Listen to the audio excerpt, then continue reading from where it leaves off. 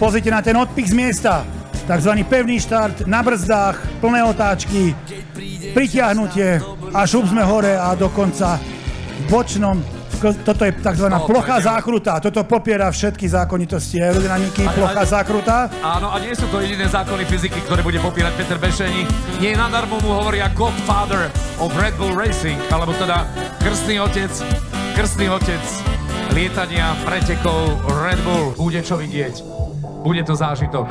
Videli sme odpich z miesta Petra a teraz budeme odpich z miesta aj Toyota Yaris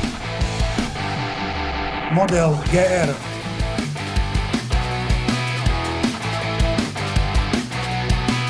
Peter sa blíži, pozrite sa na ten bočný pohľad, malinký výkles, aby videl dráhu a Toyota sa rozbieha. A štart na prahu dráhy 2.6 v Jasnej. Tak napriek tomu, že sledujeme... Krásna trikolóra, to bol pretek v Jasnej. Napriek tomu, že sledujeme špeciálna preteky do vrchu Toyota Yaris GR Cup s výkonom 280 koní, minimálnou váhou, pohonom 4x4. Proti tejto extréme absolútne nemá šancu, ale... A na maximálke za dimením krížom biely šíp cez slovenskú trikolóru. Tak toto si poďte pozrieť, milí naši návštevníci.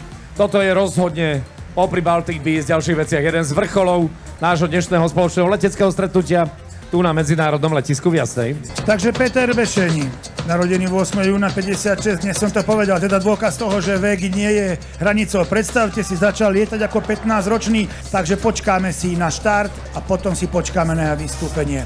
Takže dnes sa máme na čo tešiť. Bude to vystúpenie, ktoré tento pán dokáže. Verím, že to najlepšie, čo je. A ideme.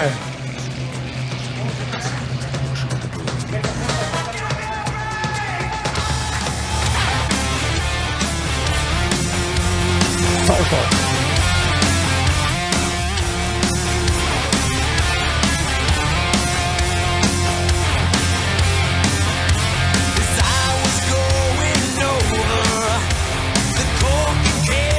Ja predpokladám, že priletí od horizontu a nie, teraz ho vidíme kolmo stúpať smerom na západ. Peter Bešeni.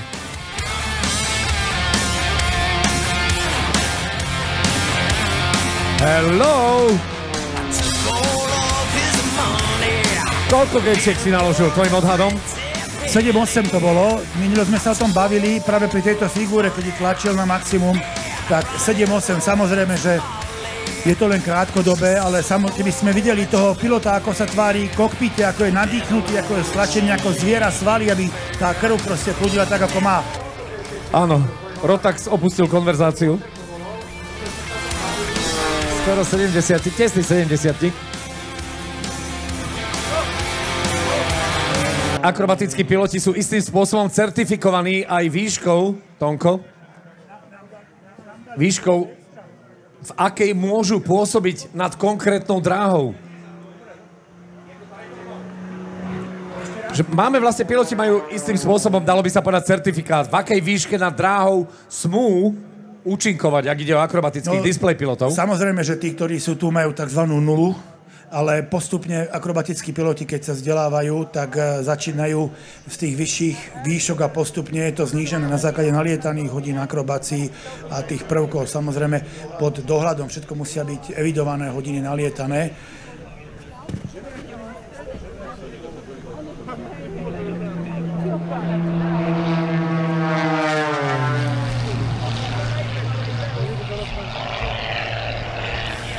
Aké informácie dostaneš, s takými pracuješ?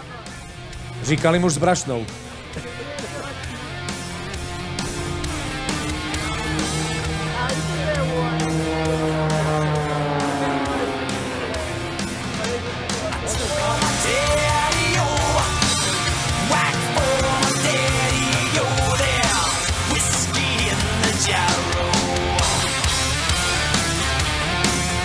Zaujímavá otázka z publika.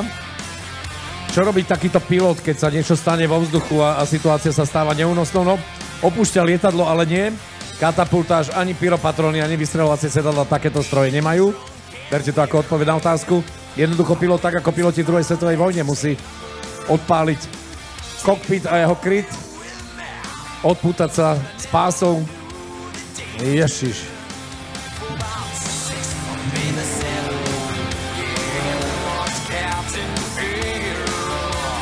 Vyzerá, že už to raz robil.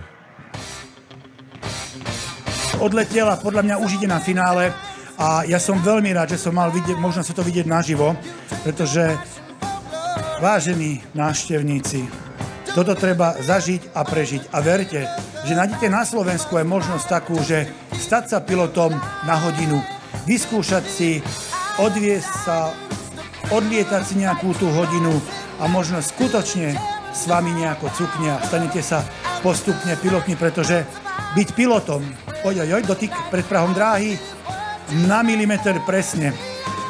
Na milimeter presne pred prahom dráhy. Krásne lízal, ako sa hovorí, vrchy tam tej pokosenej pšenice.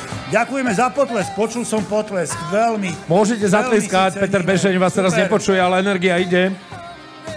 Ďakujeme pekne a vidí teraz vaše ruky, zamávajte mu. Godfather, alias krstný otec, Red Bull Air Race. Zabrzdil na veľmi krátkej vzdialenosti a to je vďaka tomu, že vie pracovať s tým lietadlom, vie brzdiť, vie to vyvážiť, pretože brzdenie lietadiel je jedna z celých kapitolov, ktorých by sme mohli fungovať, pretože máte brzdy aerodynamické, pomocou brzdných klapiek máte brzdy podvozkové.